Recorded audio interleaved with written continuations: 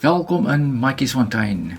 Matjiesfontein is 'n nedersetting in die Victoriaanse boustyl in die hartland van die Karoo, sowat 100 km noordoos van Woester.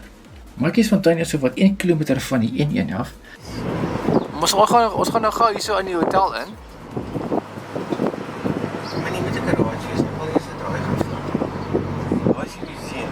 Ons gaan daar by die museum. Min karre hier vandag. Post office. Hier is die hotel. Stop gou hier voor dan as ek gou vir jou 'n lekker hotel. Hier is die bekende Lord Mulner Hotel wat opgerig is in 1899. Ek is gou hierso by die Lord Mulner Hotel hierso in Matjiesfontein. Lyk nog presies dieselfde soos wat gelyk het 30 jaar terug toe ek hier was. Hier's reg waar baie om te sien. Hierso is die binnekant van die hotel. Ek het so 'n paar foto's hier binne geneem met my selfoon so wide angle lens. Regtig waar stunning. Hier maak ek 'n video waar ek oploop met die trappe.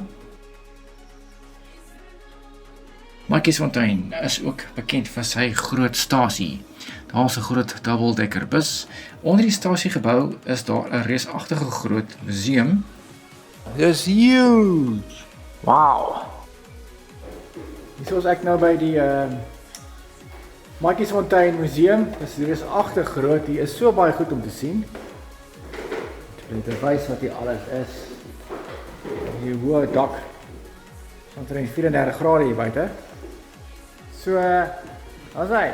Cool. Hoop julle gehou van my video. Sien julle in die volgende video.